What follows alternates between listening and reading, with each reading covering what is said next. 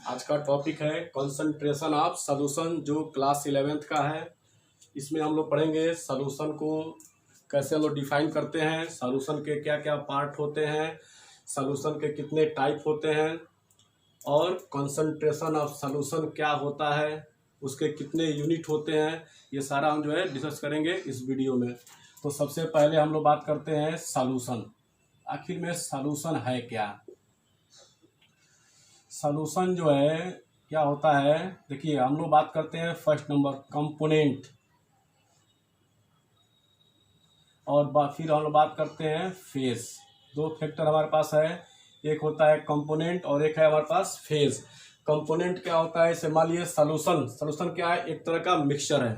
ठीक है, सबसे पहले आप लोग ये जानिए कि सॉल्यूशन क्या है, एक तरह का मिक्सचर है। अब मिक्सचर क्या होता है कि हम जो है दो मटेरियल ले लिए, तीन मटेरियल ले लिए, उनको हम आपस में मिक्स कर दिए। यानी हम लोग दो या दो से अधिक मटेरियल को हम लोग लिए और आपस में मिक्स कर दिए, तो क्या बनता है, आपका बन जाता है मिक्सचर। वही आपका क्या है, सॉल्यूशन है। तो किसी भी मिक्सचर को बनाने के लिए हमको कुछ पदार्थ चाहिए, 2 पदार्थ 3 पदार्थ 4 चाहिए, उनको हम लोग मिलाते हैं। तो जिन पदार्थों के मिलाने से, जिन जो है पदार्थों को मिलाने से आपका मिश्रण बन जाता है, जिन जो है मटेरियल को मिलाने से आपका मिक्सचर जो है बन जाता है, उनको हम लोग क्या बोलते हैं, कंपोनेंट। तो हम लोग बात कर रहे हैं कंपोनेंट और फेज। तो पता ही है आपका जो है लिक्विड स्टेट, सॉलिड स्टेट और गैसियस स्टेट। तो आपका फेज हम लोग लेते हैं। अब हमारे पास कह रहा है कि कंपोनेंट मोर देन वन, यानी जो है ऐसा मिक्सचर जिसमें कंपोनेंट क्या होता है, मोर देन वन। तो बात सही है, यानी मिक्सचर है तो क्या रहा है, कंपोनेंट जो है एक से आपका अधिक होना चाहिए। यानी हम लोग एक पदार्थ लिए, उसको दूसरा पदार्थ मिलाएंगे तभी का बनेगा मिक्सचर। कि हम एक ही पदार्थ ले कहें कि ये मिक्सचर है, तो हम जो उसको जो है नहीं मानेंगे। कि आप एक मटेरियल लिए, आप उसमें दूसरा मिक्स करेंगे तभी आपका बनेगा क्या चीज़, मिक्सचर बनेगा। यानी आपको मिक्सचर बनाने के लिए आपको जो है मोर देन वन कंपोनेंट होना आपको चाहिए। ठीक है। और फेज की बात करें, फेज जो है 1, यानी आप जो है कितना भी आप मिक्स कर लीजिए मटेरियल, ठीक ना, 2 आपस में मिला दीजिए, 3 मिला दीजिए, 4 मिला दीजिए, 5 मिला दीजिए। मिलाने के बाद से जो है अगर आपको केवल एक ही फेज आपको दिखाई दे रहा है, या तो पूरा आपका लिक्विड दिख रहा है, या तो पूरा आपका सॉलिड दिख रहा है, या पूरा आपका गैस के रूप में दिख रहा है, तो हम उसको क्या कहेंगे, हम उसको कहेंगे होमोजीनियस मिक्सचर। यानी ये कंडीशन आपका क्या कहलाता है, होमोजीनियस मिक्सचर। होमोजीनियस मिक्सचर, ठीक ना। यानी आप जो है 2 कंपोनेंट ले लें, 4 कंपोनेंट ले लें, 5 ले लें, 6 ले लें, और उनको आपस में मिक्स करने के बाद जब पूरा मिक्स हो जाए तो केवल आपको एक ही फेज दिखाई दे। या तो पूरा आपका जो है आपका ठोस के रूप में हो, या पूरा द्रव के रूप में हो, या पूरा जो है गैस के रूप में हो, तो उसको हम बोलते हैं होमोजीनियस मिक्सचर। और होमोजीनियस मिक्सचर को हम लोग क्या बोलते हैं, सॉल्यूशन बोलते हैं। इसी को हम लोग क्या बोलते हैं, सॉल्यूशन बोलते हैं। ठीक है। और हम इसको जो है ट्रू सॉल्यूशन भी हम इसको बोल सकते हैं। सॉल्यूशन को ट्रू सॉल्यूशन हम इसको जो है बोल सकते हैं। तो इसको डिफाइन करना हो तो कैसे करेंगे हम, तो इसमें होता क्या है कि मान लीजिए हम लोग बोल सकते हैं कि the homogeneous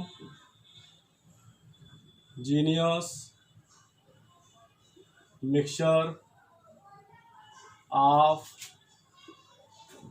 2 or more than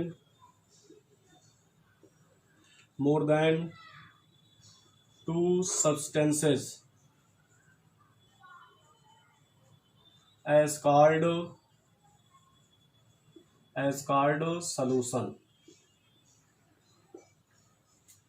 यानी कि 2 या 2 से अधिक पदार्थों से बने हुए समांगी मिश्रण को, 2 या 2 से अधिक पदार्थों से बने हुए समांगी मिश्रण को हम लोग क्या बोलते हैं, सॉल्यूशन बोलते हैं। The homogeneous mixture of 2 or more than 2 substances as called solution। तो ये रहा सॉल्यूशन का डेफिनेशन।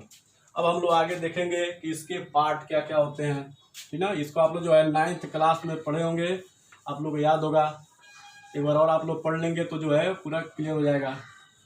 तो इसका नेक्स्ट हेडिंग है, इसमें जो है हमारे पास part of solution, parts of solution.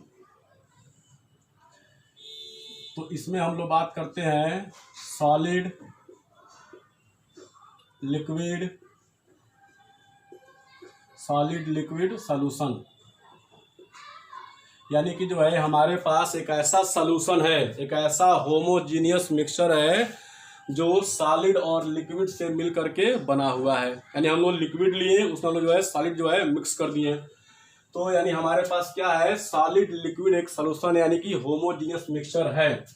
तो अगर ऐसा कंडीशन रहेगा तो सॉलिड जो भी होगा उसमें आप सॉलिड जो भी मिलाए होंगे वो क्या हो जाएगा, सॉल्यूट हो जाएगा, सॉल्यूट। और उसमें जो लिक्विड होगा उसको हम लोग क्या कहेंगे, सॉल्वेंट कहेंगे। चाहे अमाउंट कुछ भी हो, अमाउंट से हमें मतलब नहीं है, अगर सॉलिड है उसमें तो उसी को हम लोग सॉल्यूट कहेंगे। अगर आपका और जो लिक्विड बचा है उसको हम लोग कहेंगे सॉल्वेंट कहेंगे उसको हम लोग।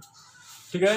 नंबर 2 की बात करें हम लोग, तो अगर मान लीजिए हमारे पास liquid liquid liquid liquid solution हमारे पास है, ठीक है। यानी हमारे पास एक ऐसा सॉल्यूशन है जो लिक्विड लिक्विड से बना हुआ है। यानी हम एक लिक्विड लिए और उसमें जो है हम लोग जो है दूसरा लिक्विड हम लोग मिला दिए और आपका बन गया सॉल्यूशन, होमोजीनियस मिक्सचर आपका जो है बन गया। तो इस कंडीशन में हम जो है क्या करते हैं, मतलब दोनों क्या है, सेम फेज में है, दोनों लिक्विड में है। तो अब हम लोग क्या करेंगे, जो लिक्विड जो है लेस अमाउंट में होगा, जो लिक्विड आपका लेस अमाउंट में होगा उसको हम लोग क्या कहेंगे, सॉल्यूट कहेंगे। और जो मोर अमाउंट में होगा उसको हम लोग क्या कहेंगे, सॉल्वेंट कहेंगे। तो एग्जांपल देखिए, जैसे मान लीजिए हमारे पास जो है हम लोग क्या ले लिए, जैसे मान लीजिए हम लोग जो है यहाँ पे a प्लस बी और आपका बन गया क्या चीज़, सॉल्यूशन। इसमें हमारे पास a क्या है, सॉलिड, और b क्या है, लिक्विड। तो इसको हम लोग क्या कहेंगे, इसको हम लोग कहेंगे सॉल्यूट और इसको हम लोग क्या कहते हैं, सॉल्वेंट। अगर हमारे पास जो है a liquid plus b liquid, इनको मिक्स किया गया और आपका सॉल्यूशन बना दिया गया। अगर यह सॉल्यूशन आपका 100% मेजरमेंट करेंगे, अगर ये आपका 90% है या आपका 10% है, तो ये लेस अमाउंट वाला आपका जो है सॉल्यूट कहा जाएगा और हम इसको जो है क्या कहेंगे, सॉल्वेंट कहेंगे। आई बात समझ में। ये जो है हमारे पास जो है दो हम इसको डिफाइन करते हैं कि अगर हमारे पास सॉलिड लिक्विड अगर सॉल्यूशन है तो जो भी आपका होगा सॉलिड और सॉल्यूट होगा, जो भी आपका लिक्विड होगा उसको बोलेंगे सॉल्वेंट। अगर हमारे पास जो है लिक्विड लिक्विड हमारे पास सॉल्यूशन है तो जो कम मात्रा में होगा वो आपका सॉल्यूट होगा, जो का अधिक मात्रा जो है सॉल्वेंट होगा। तो ये हमारे पास हो गए पार्ट ऑफ सॉल्यूशन। अब हम लोग पढ़ेंगे types of solution.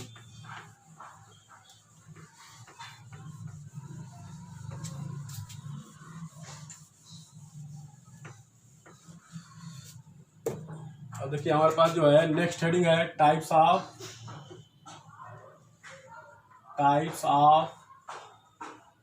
Solution.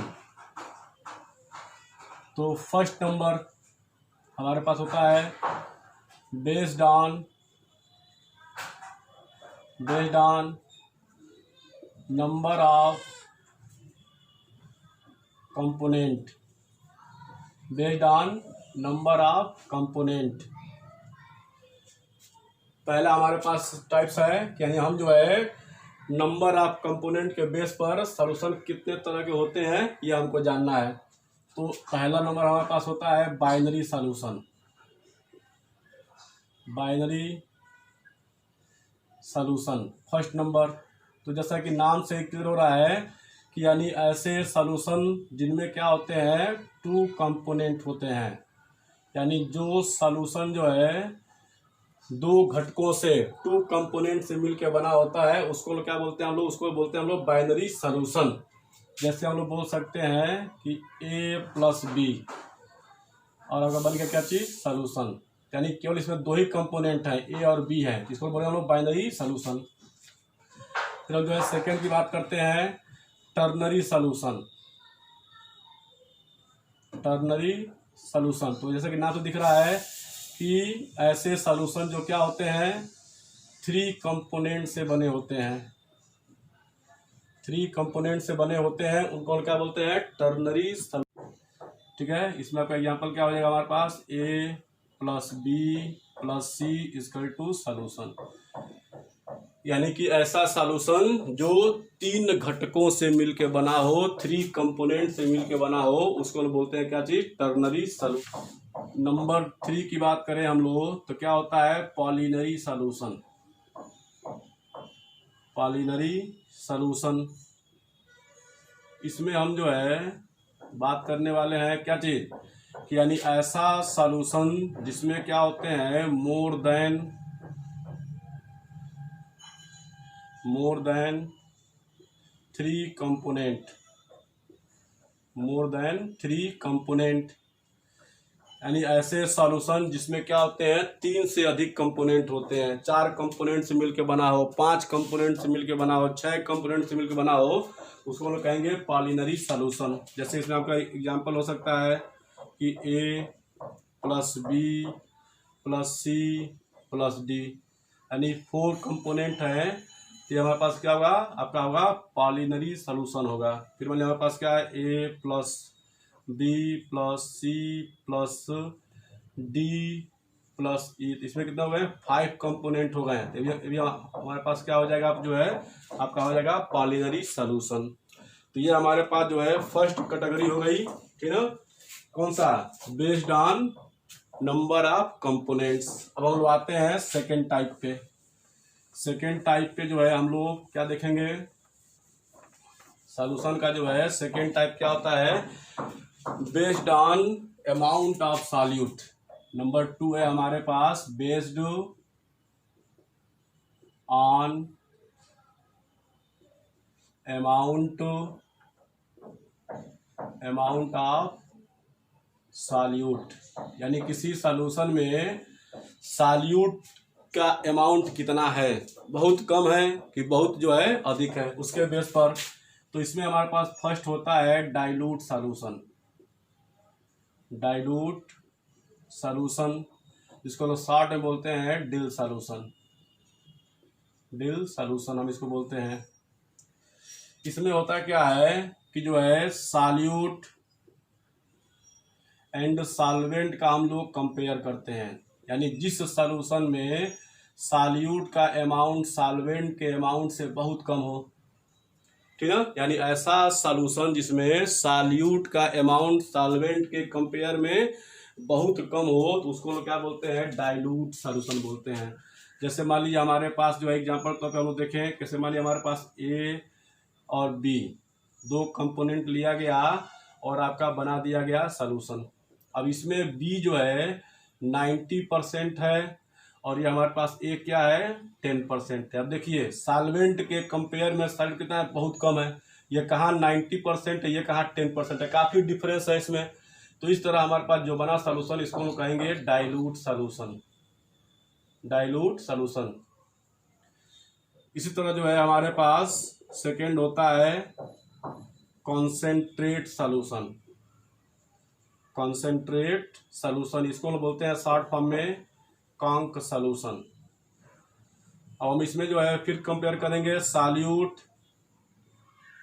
And solvent का। हम जब कंपेयर करते हैं तो क्या होता है? अप्रॉक्सीमेट इक्वल, ठीक ना? अप्रॉक्सीमेट इक्वल यानी कि ऐसा सॉल्यूशन जिसमें सॉल्वेंट क्या हो? सॉल्यूट से बहुत अधिक न हो, अधिक तो रहेगा लेकिन बहुत अधिक जो है न हो, उनके बीच में जो है कोई काफी जो है खास डिफरेंस जो है न हो, हल्का फुल्का डिफरेंस हो।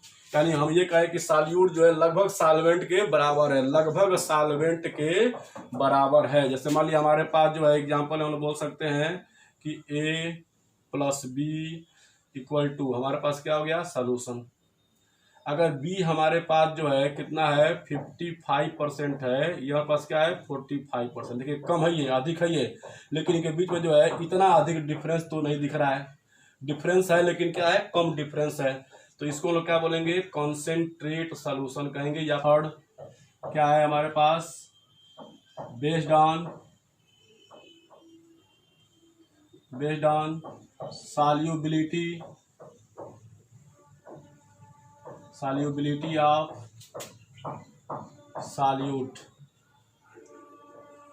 ठीक ना। सॉल्यूट जो है सॉल्यूशन में कितनी मात्रा में डिजॉल्व हो रहा है, उसके बेस पर हम लोग पढ़ेंगे कि सॉल्यूशन जो है कितने तरह के होते हैं। देखिए फर्स्ट होता है हमारे पास इसमें अनसैचुरेटेड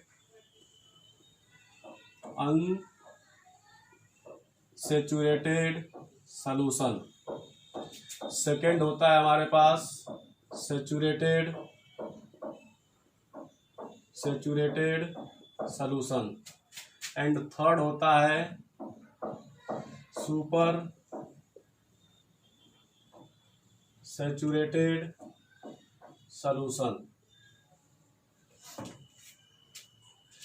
तो देखिए जैसे हमारे पास जो है एक ऑलरेडी बना हुआ सॉल्यूशन है, एक ऑलरेडी जो है बना हुआ हमारे पास एक सॉल्यूशन है, ठीक है।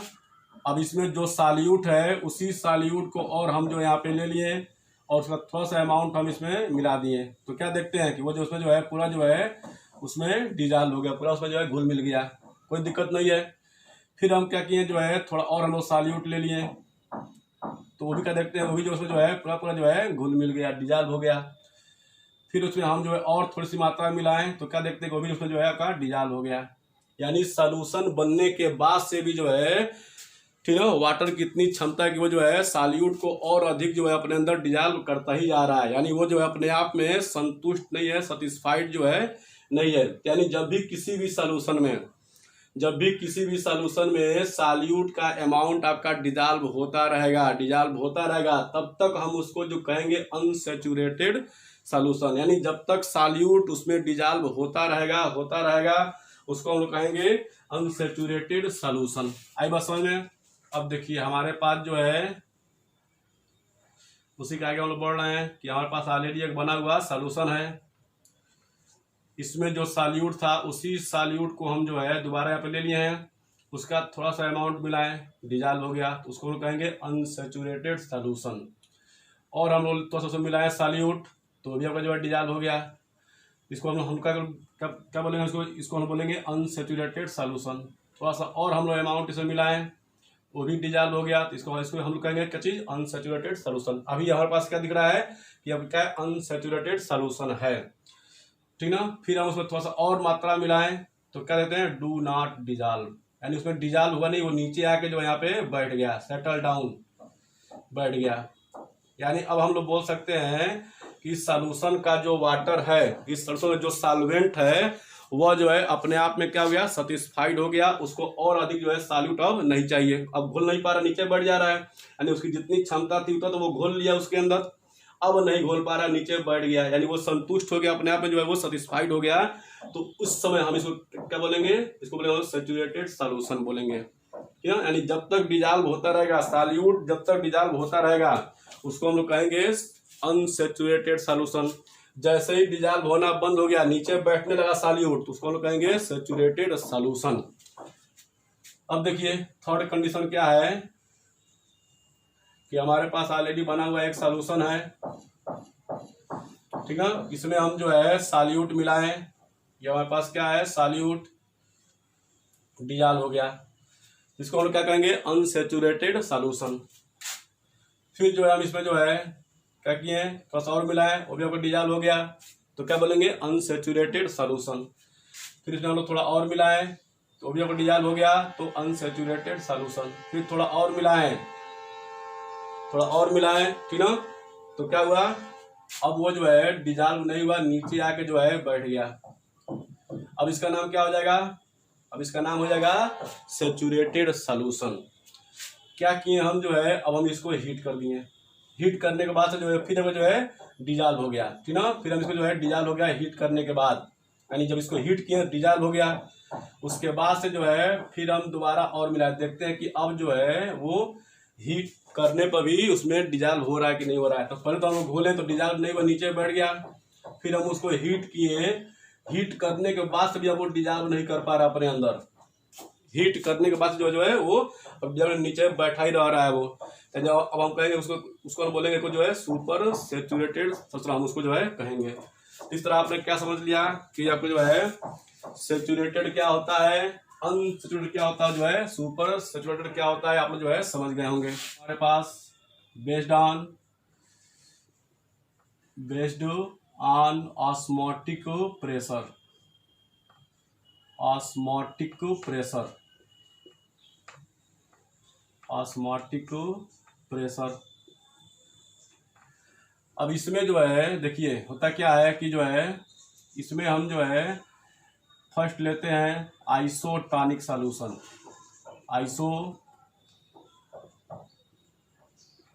Isotonic solution. और सेकंड में हम जो है दो ले लेंगे, एक ले लेंगे हम लोग हाइपरटॉनिक एंड हाइपोटॉनिक सॉल्यूशन।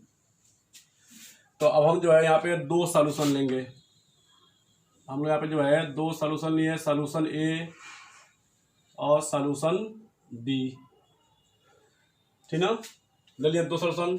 अब हम इसका जो है ऑस्मोटिक प्रेशर जो है फाइंड किए, कैलकुलेट किए हैं, और इसका जो भी आपका ऑस्मोटिक प्रेशर आया, मान लो पी ए आ गया, सपोज कर लो जो भी आया हो पी ए आ गया।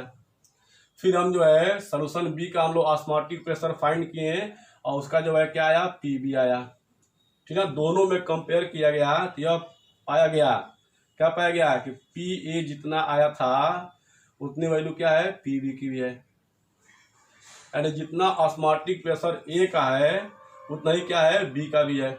यानी ऐसे दो सॉल्यूशन जिनका ऑस्मोटिक प्रेशर क्या होता है, इक्वल होता है, उनको बोलते हैं क्या चीज, आइसोटॉनिक सॉल्यूशन। वो आपस में क्या है, आइसोटॉनिक सॉल्यूशन है। फिर यहाँ देखिए इसमें हमारे पास फिर हम लोग यहाँ पे दिए दो solution A and solution B, ठीक है। इसका हम लोग फाइंड किए पी ए, इसका फाइंड किया जो है पी बी ऑस्मोटिक प्रेशर। और जब दोनों का कंपेयर किए तो क्या दिखाई दिया कि पी ए की वैल्यू जो है पी बी से क्या है, अधिक है, पी ए की वैल्यू क्या है, पी बी से अधिक है। तो जिस दो सॉल्यूशन में जिस सॉल्यूशन का ऑस्मोटिक प्रेशर आपका अधिक रहेगा उसको हम बोलेंगे हाइपरटॉनिक सॉल्यूशन हम उसको कहेंगे, और जिसका कम होगा उसको हम बोलेंगे हाइपोटॉनिक सॉल्यूशन।